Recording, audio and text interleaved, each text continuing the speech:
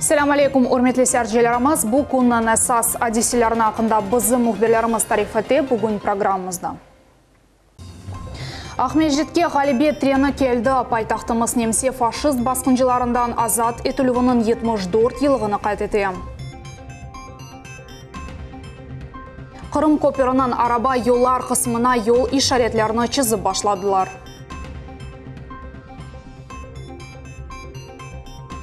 Ulu Marifçi İsmail Gasprinski'nin muzey evinde bugün tögerek masa olup geçti. Aluşta şehrinin merkezi kitaphanesinde forum teşkil olundu.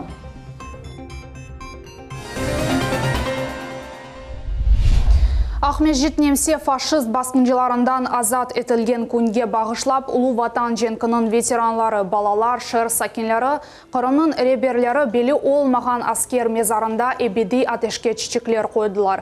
Ulu Vatan cenk yılları askerlik elak olgan askerlerinin hatıralarını anmak ve sağ olgan veteranlarga saygı hürmet göstermek için onlarca insanlar topladılar.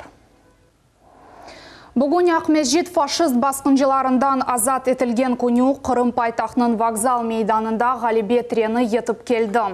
Veteranlar kuvanç ile toplar ile yaraştırılgan eşalonunu karşıladılar. Yaş nesil ise kahramanları yırlar ve oyunlar ile kuvandırdı. Vokzal yanındaki meydanda sabadan onlarca ikinci Cihan Cenk'nin veteranları Ahmedjit'ni faşist baskıncılarından azat etkenler toplandılar. Herkes galibiyet trenini bekleyler.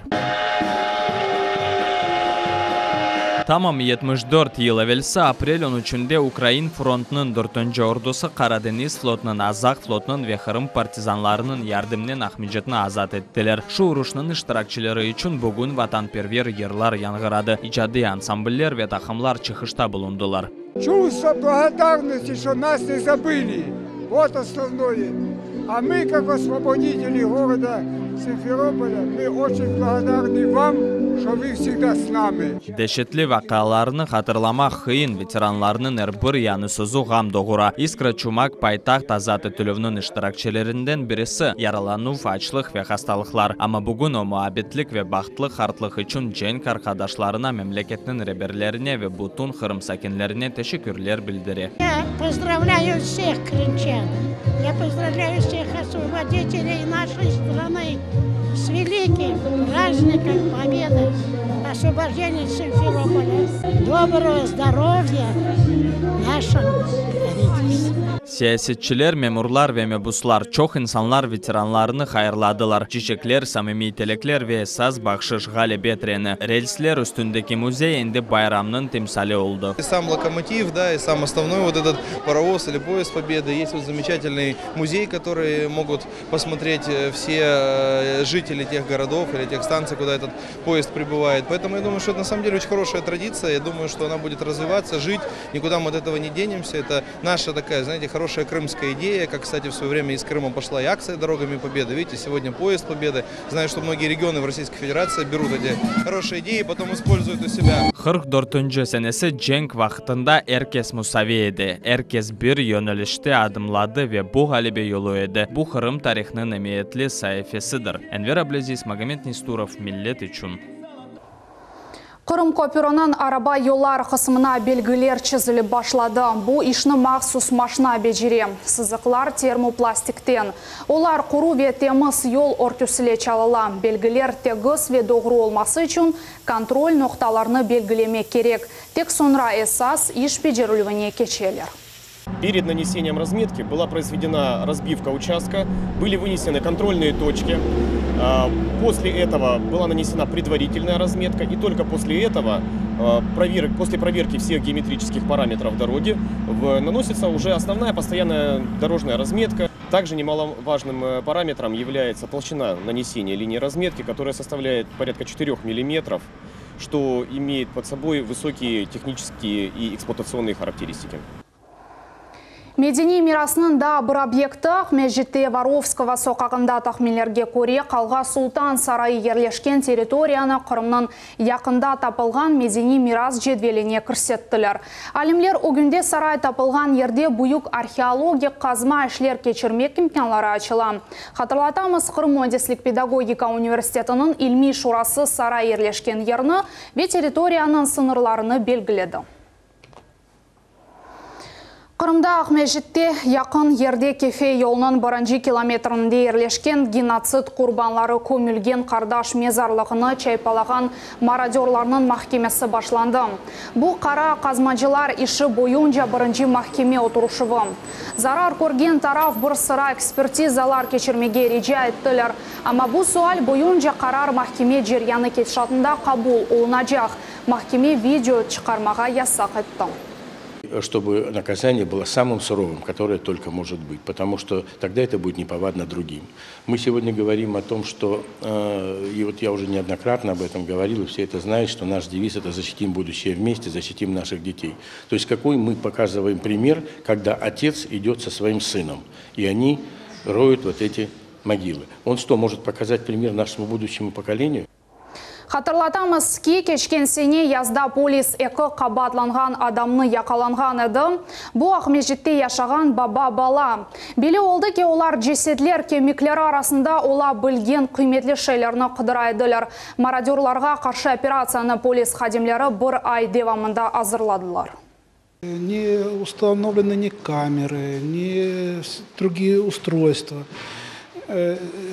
Сельское поселение, являющееся балансодержателем, не предпринимает никаких мер. Даже оно официально не обращалось в органы власти, так как они балансодержатели, не имеют средств на все эти мероприятия, чтобы им оказали помощь. И что этот вандализм должен когда-то прекратиться. Это единственное место, которое вот так вот грабит на всей территории бывшего Советского Союза. Вот в прошлом году тоже весной в городе Мариуполе пытались распахать вот такую братскую могилу. Так жители ближайшего черта чуть ли не линчевали тракториста, который начал... Қырымлыларына қайда yollayacaklar, ярамада сакинлері ватанымызны не ерде қорчалайcaklar бар де Русия Федерациясының ордусына чағырылacak. 2000 яш аскерден 700 ярамададан тыш қызмет етecekler. Ескери қысым есе қызметіні Қырым Жұмхуриеті кечірілежек, бұл қара деңіз флотының қысымлары ола біле. Бұл ақта матбуат конференцияда Қырым Жұмхуриетінің арби комиссары Олег Ермилов тариф етті. Явных граждан, которые уклоняются от прохождения военной службы, их на самом деле небольшое количество. Вот, и если вас интересуют цифры, то по разным нарушениям воинского учета и мероприятий призыва на военную службу у нас к административной ответственности привлечено более 100 граждан, а к уголовной ответственности, к сожалению, цифра начала расти. У нас на сегодняшний день 6 граждан, которые осуждены судами первой инстанции и привлечены к штрафу в различных суммах. Это 2 гражданина с Симферопольского района, штраф в размере 25 тысяч рублей, 2 гражданина из Жанкойского района, 1 из Керчи и 1 из Красногвардейского района. Қырым татар журналистика күню Улу Марифчи Исмаил Гаспринскийнің музей evinde Жума күню төгерек маса олып кечті. Музакире етілген esas mevzu милли матбуатның меселелері. Бақшы сарайдан тавсиятлар иле Фериде Якубова. 135 yılı велсі Терджиман газетасының бірінші саны дүния юзыны көрді. Қырым татар журналистиканың тарихы тамам о замандан берлі башланды. Қырым Муандислік ве педагогика университетінің очалары ве музей хадимлері марузалар ле чықышта бұлындылар. Олар Улу Қырым татар Марифчи Исмаил Гаспринскийнің айыты ве фалиеті ақында мерахлы делилеріні сеслендірділер. Организовал издание одного номера в 2 экземплярах. Очень часто это он делал для Турции отдельно. Там для Синьцзян-Уйгурского района отдельно. То есть те проблемы, которые интересовали их, он для них делал отдельную. Хотя номер газеты оставался тот же. В России оставался этот номер, который для России, а туда отправлялся другой номер. Бундан Хайры Тогерек Масанын иштиракчылары земаневи журналистика проблемалары хакында лав юрсетелер ве остет кахатларын енышлері или пайлаштылар. Мутихасызларының фикрлеріне көре Исмаил Гаспринский тек кутлеви малюмат васталарының хадимлері үшін дегілде бутун жемиет үшін орне колмақ керек. Есть еще чему учиться у Исмаила Гаспринского, как вот в деле журналистики, чтобы удерживать на протяжении 30 лет свою аудиторию, своих подписчиков, вот это, наверное, должен был быть талант. Меселелер музакирия төлөві олардан чезілуі үшін бірінші адымдар. Бөле Тогерек Масалар бүгінгі күнде милли күтлеви малюмат васталарының хусурларını қайт етмеге ве келечекте олардан қачмаға ярдым етер. Ферида Якубова, Иван Евдокимов, Милет Ичун. Devlet Дума Мебусы ве Devlet Милетлер Ара комитетінің рейсі Ленур Абдураманов Владыка Лазарының Пасха байрамынен хайырладылар. Патриарха Куруджи Мелек иконасыны дейеттілер. Руслан Бальбек Ақмежит ве Қырым митрополитіне ярмадада Милетлер Ара муабетлік ве бірлік сақламаға тұрышқаны үшін тешікірлер білдірді. Ваше мудрое слово, ваша поддержка всегда была вовремя, и всегда мы ее ощущали. Я на всех площадках говорю об этом, и на региональном уровне, и на федеральном, поэтому вам низкий поклон за то, что вы делаете для Крыма. То, что вы говорите, до меня доходит. И я радуюсь, что там свои люди. Эмде Руслан Бальбек митрополитны Devlet комитетінің яны ребері Ленур Абдурамановнен таныштырды. Осни бетінде Devlet Милетлер Ара комитетінің рейсі Қырым патриархнен ишбірлікте чалышмаға ве Милетлер Ара бойынжа сойлерде ярдым көстережегіне азыр олғанны білдірді. Все различные вопросы, касающиеся там и религиозных зданий, то есть и каких-то, может быть, там юридических каких-то аспектов, всегда тоже готовы централизованно оказывать. Здоровья. Вы нам Крыму нужны, то есть вот, спасибо большое. Не только вот православное общение, да, то есть вот самый большой, самый крупный, самый влиятельный, но и всем крымчанам нужны, потому что и муфтий на вас ориентируется, вот он всегда с очень добрым словом и в надежде на вашу поддержку, на вашу помощь. Қырым кой истисалчылары 2018 сене Devlet'ten destek olarak 155 milyon рубль алдылар. Devlet yardımı ile bu sene ferma hocalıklarından 244 iş yeri yaratıldı. Böylelikle koy hocalık inkişafı boyunca devlet programının amelge geçirilüvü devam etti. Қырым пайтақның ешіртілуі девам етмекте. Ақмежітте Қырым пайтақның мемориет башы Игорь Лукашов матбуғат конференция девамында журналистлерінің суаларыне жауап берді. Ақмежітте ешірліклер сачылуы планлары ақында тариф етті. Бүгінгі күнде енді город алдылы муниципаль бюджет идаре яратылған қайт етілді. Огде емде шерінің эсас магистралеріні абаданлаштырмақ тура. Это большая работа, но ее никто не вел. Начиная с развала Советского Союза, как Зеленхоз начал разваливаться в Симферополе, так оно все и бросили. Плюс поддеревное пространство, не подбордюрное, а поддеревное. Поддеревное пространство тоже играет большую роль. Она впитывает в себя влагу, питает корни растений. В основном деревья растут в стрессовом состоянии, потому что там, в некоторых местах вот на улице там почти ничего не остается чтобы влага попадала. А иногда, когда делали, особенно плиткой ложили, сужали до такой степени. Сейчас вот нужно уже этим заниматься, повырезать больше хотя бы какие-то такие квадраты или прямоугольники, чтобы вода хоть доходила. Раз она не доходит, значит дерево начинает расти, вырождаться. Корявенькое, маленькое, с наростами и прочее, болеет, и всегда те вещи. Это очень комплексная, большая проблема. Очень много деревьев таким образом погибли, их уже не восстановишь, просто не видно, но по большому счету, когда срезаешь, убираешь, там корней нет, его дернешь, она корни отламывается, потому что они все сгнили. Қырым татар китабы Алушта шәрінің меркези китапханесінде форум олып кешті. Анда Алуштаның эдеби эрбапларының ишлері тақдим етілді. Бұндан ғары Исмаил Гаспринский медиа меркез тарафындан нешір етілген китаплар тақдим етілді. Мұхберіміз София Шукурова форумда болынып, ең мерақлы мәліматны тариф етмеге азыр. Форумның əsas мақсады Қырым татар тілінде язалған китапларны рағбетлештірмек. Бүгінгі күнде ана тілімізде язған инсанлар аз дегіл. Әдеби илхам клубы да bu іште büyük yardım gösteriyor. Çok insan sır değil bizim öz Kırım tatarlarımız da elbette китапка келгенде шынды более бір зайыф нелер көреміз. Біздің мақсадымыз, китапханежілер мақсады Қырым татар китабыны популяризация yapmak, Қырым татар китапларını оқымақ, балачықлардан башлап ve büyük insanlarla. Алушта живары ижаткар инсанлар или бай Юсуф Балат, Ирхат Хадыр, Ибраим Паши, Буве дегер язычыларының ішлері Алуштаның шанлы евлятлары адлы сергеде нумайыш етілді. Тамырлары Алушталы олған профессор Исмаил Керимов топланғанлар огүнде тарихи джеттен Қырым татар әдебиеті мевзуда ось марозасынен чықышта бұлынды. О ана тілінде бірінші нешір етілген китап ақында лaf юрсетті. 1618 senesi Lvov'da Қырым татар тілінде Ermenilerinin dua kitabı çıktı. Ama teli Kırım Tatarca. Onun için bugün Kırım Tatar kitabı günü 2 kere bayram sayıla.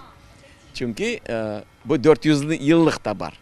Белі Қырым татар шайыр, язычы сатирик Аблязис Велиев Қырым татар тілінде дерч олынған 73 китапның ве 350 ернің муэллифі. Оның емеге Қырым татар китабының инкешафына ве тілге умомен бұйық істе қошты. Тәржіманлық ішеді чоқысы ватандашларымызға белі. Емек енгіл-дегіл, амма керекли. Стихи тем более. Конечно, лучше читать на родном языке, на языке матери, на том языке, который ты питал с молоком матери. И поэтому переводы, я считаю, очень нужны. Они помогают общаться, помогают понимать друг друга. И мои переводы помогают людям других национальностей, живущих в Крыму, узнать как раз крымско-татарскую литературу, крымско-татарскую поэзию. Қырым татар китабының форумында Исмаил Гаспринский адына медиамеркес или нешір етілген китапларының тақдимнамесі ұлып кетшті. Айны бұл китаплар Алушта фондына әдейе етілді. Олар арасында Қырым татар классиклерінің ішлері, Қырым татар филологиясының бағлы нешірлер, инхилептан эвел яныдан басылған китаплар, Қырым халқларының тарихы ве Қырым татар тіліне рус классиклерінің эсерлері. Много есть интересного, полезного, и каждая такая встреча, она дает очередной толчок для работы с этой литературой, для популяризации творчества народов Крыма. Қырым татар китапларыны рахбетлештірмек үшін бойле форумлар ярым аданын башқа шәйрлерінде де кечірілежек. София Шукурова, Иван Евдокимов, Миллет үшін. Чешит ренклер тазелі қоқысы ве парлақ те сұратлар Никита Небатат бақшасында ананеви ләлелер парады башланды. Бұл байрамда болынмақ үшін чешит мемлекетлерден мұсафірлер келелер. Бізі мұхбиріміз София Шукурова чешит түслілілер денізге далды. Это как раз тот самый случай, когда лучше один раз увидеть 50 тысяч оттенков яркого распускается прямо на глазах. Огромный ковер тюльпанов на фоне Черного моря меняет цветовую палитру каждое мгновение. И нежный аромат весны, который камерой, к сожалению, не передать. Его можно только ощутить. 250 чешит ажайып чечеклер парадха чықтылар 3000 квадрат метрлік территорияда чешит ренкливе хохылы ләлелер ерлешті. Чохысылары илік сеферну маишетілі. Никита Небатат бақчасының хадимлері парадта энгузель чечеклеріні сечіп оламайлар. Айталар ки бір ләле өз жесіне дүлбер. Бақчада илксефер ажайып яны сорт пейда oldu. Бұл айскрим, яни дондурма. Шымды огон же açып башлай. Очень интересный сорт. Трехцветный, внутри у него обязательно белые лепестки, затем они как бы в такой окантовке, там фиолетовой, малиновой, это ярко, и еще зеленый. И получается настоящий мороженое. 5 ел девамында Никита Небатат бақчасының топламы 153 чешит еле толды. Ләлелер ватаны чоқысылар ялныш беллеген кібі Голландия дегіл ләлелер Қырымда пейда олды. Керич ярымадасындан бақча ләлелері бүтін дүния бойынша дарқалдылар. Еще в 13 веке 300 тысяч луковиц тюльпанов были через Кафу вывезены в Турцию. Это мы, тогда еще не было, но мы знаем, что это было. Это достоверный исторический факт, который везде подтверждается. То есть те сорта, которые были получены в Турции к 15 веку, они уже имели кровь наших крымских тюльпанов.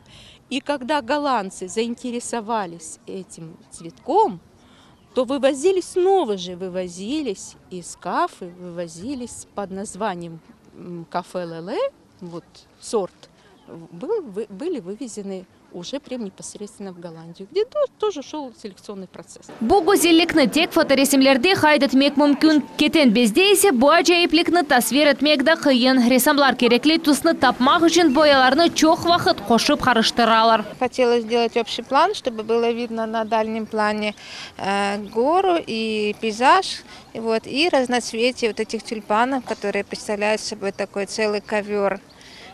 Очень красивый, разноцветный, который, конечно же, просится на хвост. Бүгін Никита Небатат бақшасында келген зейретшілерінің сайысы ләлелер сайысындан артта қалмай бұ гүзелік парадында ренг жеттен, эн парлақ вешекел жеттен, адеттен тыш чечеклер топланды. Турк султанларыны эсиреткен ләле гүллері бүгін де сейерджелеріні айретте қалдырмаға девам ете.